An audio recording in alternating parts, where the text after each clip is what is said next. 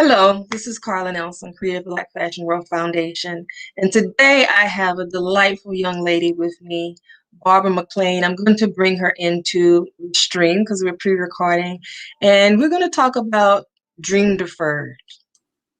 Miss McLain, Hello, how are you? I'm great. Thank you for joining me for this conversation. Thank you for having me. So let's talk a little bit. Okay. Dream Deferred. I started this organization because I say my dream of being in fashion was denied.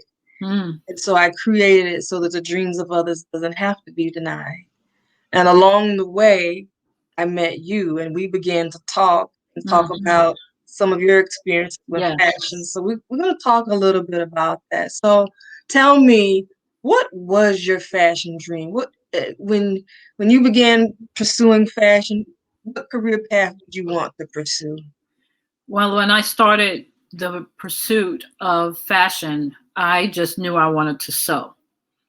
And I went to high school. You had to take a test to get in. And, I was six of us, there were six young ladies that took the test, and only two of us passed. And I was one of the young ladies that actually passed.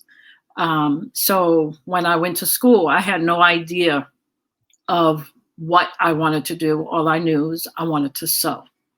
So as I ventured in, I had some, issues a little with trying to figure out where I was going to fit. And after that, I figured out I loved interior design. I loved drawing on paper and putting furniture and pictures and things like that together. And I fell in love with it. And I thought I was pretty good. But as time went on, I had not so good of a teacher. And she told my mom that I had not been doing any of my work in school. And of course, so I had to go home and deal with mom, and I had to really convince my mother. I was like, Mom, I've been doing my work. I handed in my work. So my mother said, okay, we need to have a meeting. So she had a meeting with the teacher, and the teacher still insisted that I had not passed any work in. And my mother said, my daughter's sitting right here, and she's not lying. I would know if she's lying. And I told her, I said, I've given you all the work that I'm supposed to give you. So finally, the lady, she was insisting that I had not given her work. So finally, grades came out, and it came to pass because we had to meet with the principal because she refused to change my grade because she had given me an F. So my mother was like, my daughter is not going down with an F if she's saying that she gave her work in. She's not going to redo it. You need to figure this out. So came down to it. She had all my work on her desk underneath a pile of papers. But at that point, she had already killed my spirit to be in interior design. So I had to change my major, and I went to fashion design. Still, I pursued fashion design, learned how to sew, and I was doing lingerie at that point. And still had my passion was interior design. So because I had such a hard time and a bad time with this teacher, I was like, I told my mom, I don't want to be in her class anymore because to me, she was going to target me. So my mom said, okay. So she talked to the principal and she had him change my schedule. And that's why I wound up in fashion design. From there, I had no idea where I wanted to go after that because, once your spirit is broken and you have no guidance to go where directing you where you should go, all I wanted to do at that point, design, make, and graduate. And that's what I did.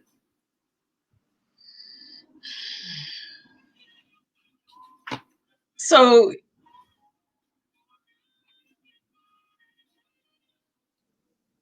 I'm not gonna cry. Um, you had some other experiences along the way. Mm-hmm. Um, they Yeah. placed you in one facility. Right. Talk about that. And how did that, was it supposed to be like a full-time or part-time job? Was that close to graduation? It was very close. Believe I was in my end of senior year. And because I've always worked, and I worked straight from school to my job. I worked for a record company at that time, at that point. So I went from school to work every day pretty much. And then my senior year, my job had to let me go. So I was looking for other employment. So myself and some other girls went to the guidance counselor, and she put us in contact with, supposedly, to model, because I was skinny as a stick. So she said, "Oh, I think this would be good for you." So I was like, "Okay, And we went to this place. We didn't know. We thought it was a legitimate modeling situation. And this was this was the counselor at your high school. At my high school. And Yeah. you were at a school specifically for fashion. For fashion, specifically. Okay. So, all right. And so we went to this place. It was 4 girls, myself included. And we walked into the place. When we got there, we were like, this don't look too right. But we looked at the paper that she had given us with the address, and we said, well, this is the right address. So we went in, and this man greeted us, and he said, "Oh, you guys are the models." And we said, "Yeah." So he said, "Okay." He said, "Well, let's go back here." And as we were walking, a young person, I'm looking around, checking my surroundings. And I was like, this place, in my mind, this place looks really dark. But I didn't say anything to the girls. I just, followed along. So he took us in the back room, and he gave us these bathing suits. And they were strings. To me, they were strings.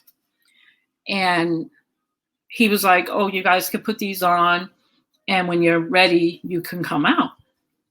And I remember saying to one of the girls, "I'm not wearing this.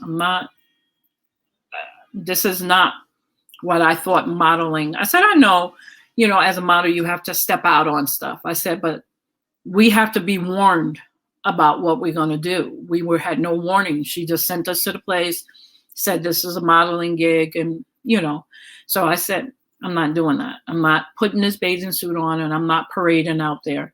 So I told a girl, told all 3 of them, "I'm leaving. I'm not staying here." So one of the other girls said, "Okay, I'm going to leave with you." The other 2 girls stayed. So when the next day or a couple of days later, we saw the 2 girls later, and we said, "So what happened?" They said, "Oh, you guys were right. It was not a modeling place. It was a strip club, so to speak." And I was like, "So what did you guys do?" She said, "Well, we put the clothes on and we went out." I said, "So what else happened?" She said, "We just went out and we walked, and then we, tried to hurry up and get back, but it was not good." So I said, "Well, did you talk to the counselor?" And she was like, "Yeah." And her response was, "Well, I didn't know this was something that was in the ad, so I figured it was legit." So from that point, I was like, "Yeah, I can't deal with that counselor anymore." And I didn't talk to her. I didn't go to her for any advice. I just looked at my curriculum, and I followed my curriculum so I could graduate out of high school. And I think the next time I went back, it was to try and get another job, but that was after I graduated. And it was piecework, as they called it. And I went into a factory, and I was working there for, I think, about 3 weeks before other people had came about. And I was fine, doing the piecework, sewing and everything. And some other girls were hired, and they were from fashion as well. And the boss, I don't know, something must have happened, but she got really upset. And she said she just wanted us to hurry up and finish the garments. So we were doing what we were supposed to do. We were sewing and, getting our work done. After we had finished the project, she fired every single one of us on the spot. She never gave us a reason why. She just told us we were done. And we had just finished all of the project. So with that, my experience in fashion was down the drain. I remember going to when I got fired, because like I said, I've worked all my life. So when I got fired, I remember going to a corner and calling my mom on the phone.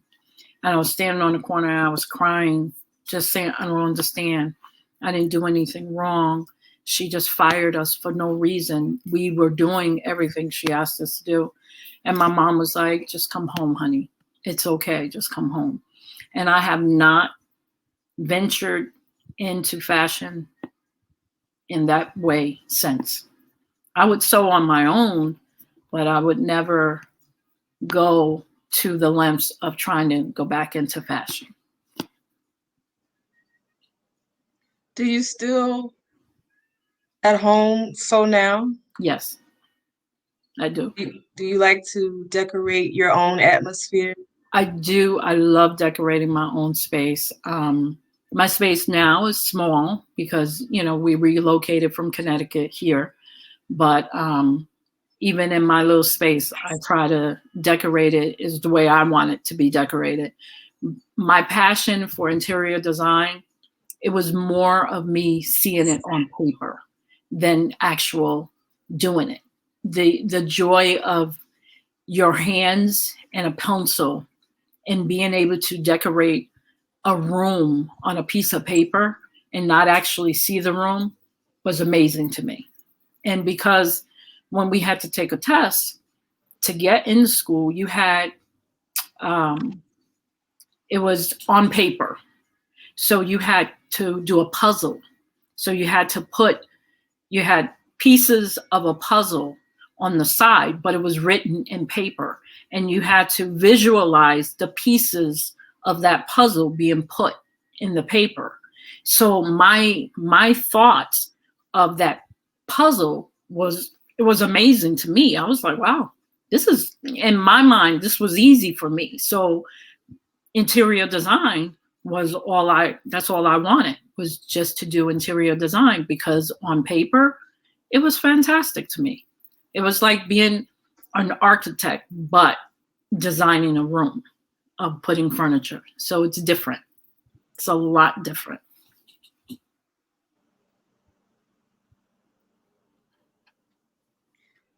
And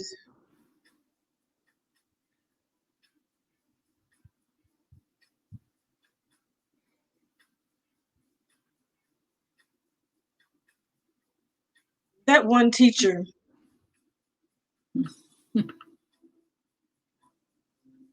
destroyed your dream. Yeah, she really did.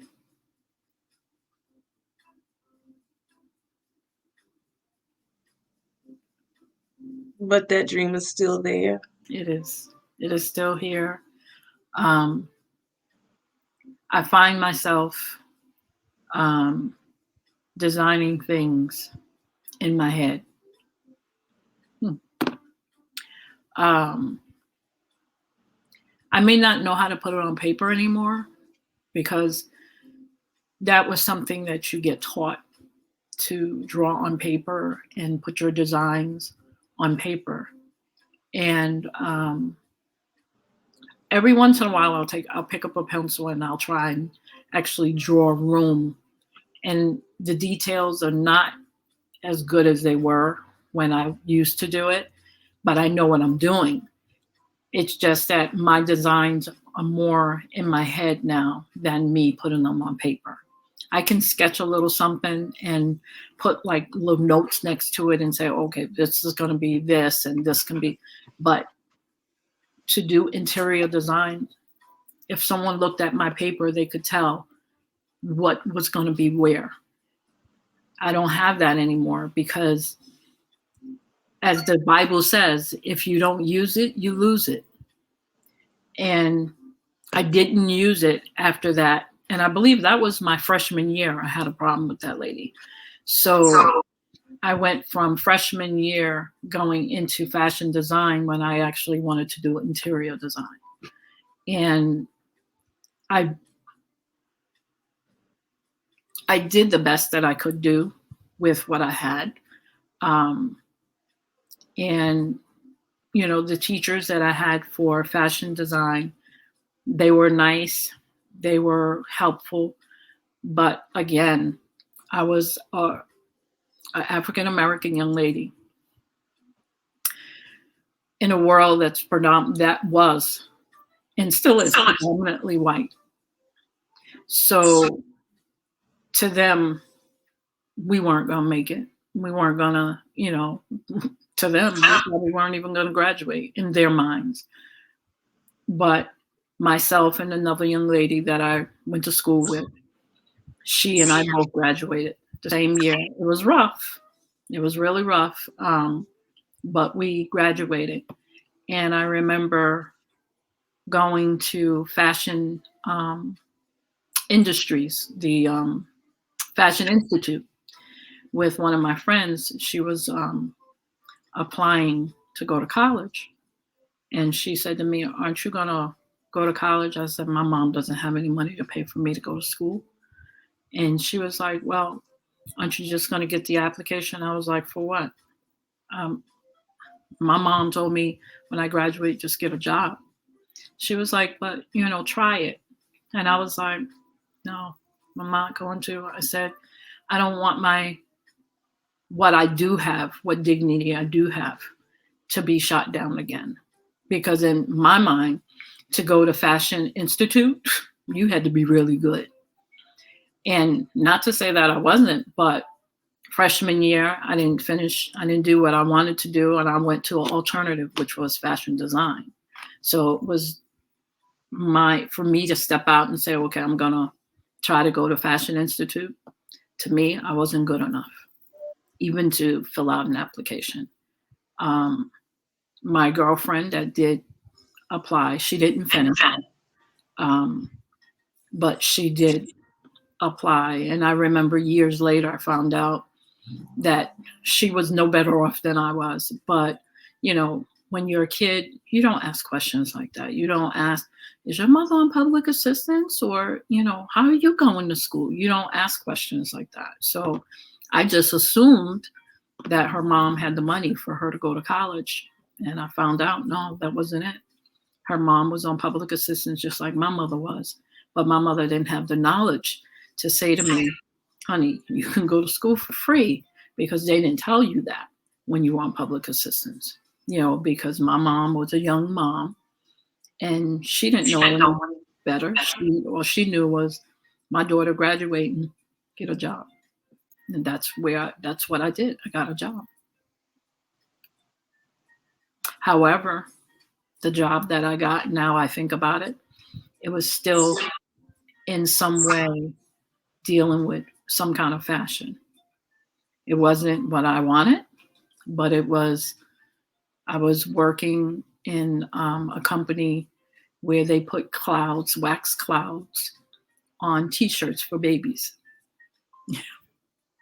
And I did it I think for about 2 years. And it was in a basement of this man. He had started this business and he put it together, and I think he had about 6 of us in there working, and it was still part of some kind of fashion. Do you um do you believe that had that instructor not crushed your spirit, that you might have felt um, better about yourself and the pursuit of your dream? And yeah. Absolutely. Absolutely. Did you at that time have any people in the industry, whether it was the interior portion, fashion design? No, no one. Nobody. Were there were there any people that looked like you that you saw in the industry in either path doing well in those roles that you wanted to kind of mimic their career? No, there were none. Um, all I knew was my grandmother was a seamstress, and she sewed for, I don't know the name of the company. I never did. She never took me to her job. All I know is my grandmother would come home some Saturdays, and she would open up this table where the machine would come out. And I would sit on the floor next to her and just watch her sew. I never asked any questions. I just would sit there and just watch her sew. And she never said, "Oh, baby, get up off the floor." She knew I was sitting there. She knew I was sitting. She knew I was watching. She knew what was going on. She never told me to walk away. Um, as I got older, she started, I'm thinking she already knew how to do this. She was knitting. And I said, "Grams," I said, well, I didn't go out Grams. Her name was Little Mom to me. I said, "I want that. I want to learn how to do it." And she said, "Okay." She went and got needles, and she sat next to me on the chair, and I sat there, and she knitted, and I'm sitting there trying to, get every little bit of everything she's got to give, catching it all. And that's where my passion came from, is watching whatever she was doing. She never taught me a stitch of, like, "Oh, honey, you need to do this," or "You should do that." When she found out I wanted to go to the school I wanted to, she was like, "You can do anything you want." She said, "I saw you sitting there watching me." She said, "If that's the school you want to, go take the test and pass that test." And I did. She was my inspiration to, I would think, when I got to my senior year. My grandmother, don't know the reason why, she packed up one day and she said, "I'm moving back south." And I remember looking at her, I was like, "Grandma," I said, "why are you moving?" She said, "Honey, I gotta go." She said, "It's time for me to live and do what I want to do." And I was like, "Oh, okay." And so she never got a chance to see me graduate. She couldn't get back to see me graduate, but she knew I graduated. I sent her pictures and everything. But we never had that conversation about fashion, why I did what I did. So I know So, she knew I loved it, but she never asked any questions. so that was that person that meant that inspiration for you Mhm. that was no longer there to help you. Yeah, yeah. I'm gonna read a poem for you, and then I'm gonna ask you your thoughts about it. Okay. Um, Langston Hughes wrote this poem. Mhm. What happens to a dream deferred?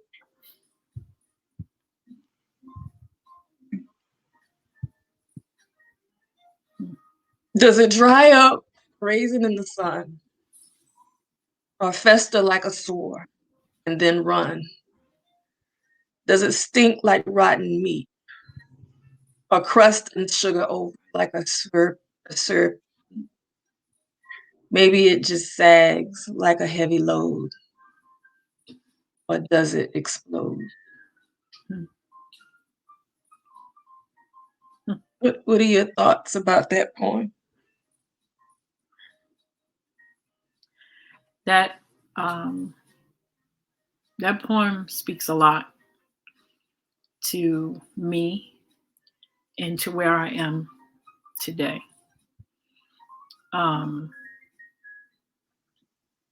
I wish I could go back. I wish I could go back and see that teacher and speak to her directly from woman to woman, and really understand what she saw. Because to me, I'm thinking she saw something that I didn't see, and she didn't want anybody else to see it. Um, he put it in all of the words of exactly what we experience every day of our lives, in every step that we take. Um, it hurts, but it also makes me um, stronger, because even though my mom couldn't help me, I know I can help my daughter, and I can help other people and other young people. Um, because there are so many like me's Mm. that are out there that never got an opportunity to share their splendor, because that's what it would have been, with the world. Um, God sees everything, and He knows where He has planted me and many others. But that doesn't change how other people see us. But it does have an effect on how we see ourselves. And um, Langston Hughes, what a wonderful speaker and poet, to have that knowledge way back then. And we're talking about it now. We're just talking about it now, when it should have been yelled Mm. from way out in yonder to we we had to do certain things certain ways. So with him saying what he said, it speaks volumes to me, and it brings back the memory that you can still do this. You may have to go back to school and pick up that pencil up, and you may have to learn some different ways of doing it, but your passion for what you like to do is still there. It's in your head. You may not be able to put it on paper, but it's in your head, and you know how to put it together. And that's what he's saying. Don't let your past be your future, is basically how I see that and what he's saying to me. It hurts. Lord knows it hurts, because I thought about the interior design, and it didn't come up until I saw your questions. And then that's when I realized that, yeah, this lady really did me in. She really pushed me off the cliff, and I didn't climb back up on that cliff to fight.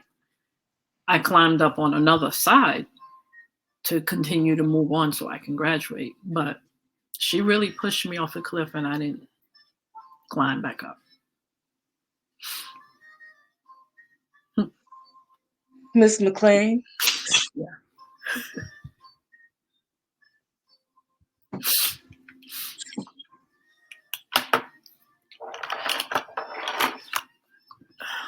I just want to say to you, first and foremost, thank you for sharing this. You and I know Mm. it's like to have that dream. Yeah. I want to say to you, there's a gentleman, Ron Donovan, who Saturday night he will be closing out the keynote message. Mm-hmm. And he studied architecture. Oh, wow. And he's a shoe designer. Oh. Mm-hmm. A luxury shoe designer. Wow. So I said all that to say that I am one that believes that um, if there's a talent in you, I don't believe it dies. I just believe that it may be dormant for a while. And as you've already expressed, you still got it. You might not have used it, but it's still there. And it's never too late. I don't know how old you are, and I'm not gonna ask because that's none of my business. You look good. Thank you. But I will say I think it was Colonel Sanders who was 60. I think it was he who was 60. Yeah. And I eat Colonel Sanders all the time. And I'm glad he did. Yeah. Yeah. So my challenge for you is you pick that dream back up. I shall. I created this organization to help the me's that you talked about. And that's the focus. This career day event is about the me's and the generation that's coming behind us, Yeah. taking that dream and fulfilling it. And it's about them being able to see people that look like us that we can identify with that have done it. Yes. So we can get empowered and know we can do it too. Mm-hmm. And it's also about raising the funding. Yes, it is. So that nobody is in that situation. No. That's right. So, love you. Thank you. Love you too. Thank you for sharing this. Mm-hmm. No. With your permission, I'm going to release it before Career Day. Okay. I think it's important for people to hear this and remember why we're hosting Black Fashion Career Day. Yeah, that's right. And in your daughter's words, which everybody who listens to this, I want them to know her daughter. I'm not going to call her name unless her mother does. I'm not going to do that. But her daughter, look, the gifts are given and then they flow through the family. And her daughter is incredible. Yes, she is. The t-shirt, I'm not going to grab it. Mine came in. I ordered one. But the t-shirt, she did the inside. She didn't do the outside portion. I'm not going to take away from her design. She did, because that outside portion, the framing is simple. That's too simple for her. Yeah, go and Go get that her. shirt. Go get that No, shirt. no, because it's not ironed, and I have to bring it ironed. It's online. It's online. Everybody can go to the website, careerday.org, and I'm going to put it inside the event playbook too. But the design that she created, and I want people to know, I told her, I said, I would like it to be representative of us in all ages and genders. Right. And the design that she put together, you have to see it up close. I may have to talk to her about maybe we can do a poster or something of it. That would be nice. She would love that. Because she got so detailed. She's got the earrings and the ears, and on the shirt, it's there, but you can't really see it. Right. So since I said that, I am going to ask her, because it is a collectible, because she created it herself, and I made sure she signed her name. Good. But she did an incredible job. So clearly the gifts flowed through you to her. It does. And that's what it's about. So everybody, make sure you get a shirt. Please get a shirt. Please get a shirt. The funds go to the scholarship fund. But in her words, I said all that to say, Miss McLain, in your daughter's word, because she gave me this word, food for thought. So what food for thought do you want to close out this conversation with for other people to think about and thinking about fulfilling their fashion dream? Yes. What I will say to you, young lady, young man, young mom, young sister, young mother, don't ever let anyone tell you what you can't do. Dig deep, because I know it can really mess with you. But dig deep within yourself. Do positive talk to yourself. If you don't have anyone to help you through, Miss Carla, give me my number. I'll help you through. But seriously, don't let anyone pull you down. Brown and light skin, dark skin, fair skin. We're all in this together, and we need to work together and help each other, help our children, because we are phenomenal people. We got talent everywhere because God gave everyone a talent. We just got to pursue it and go with it.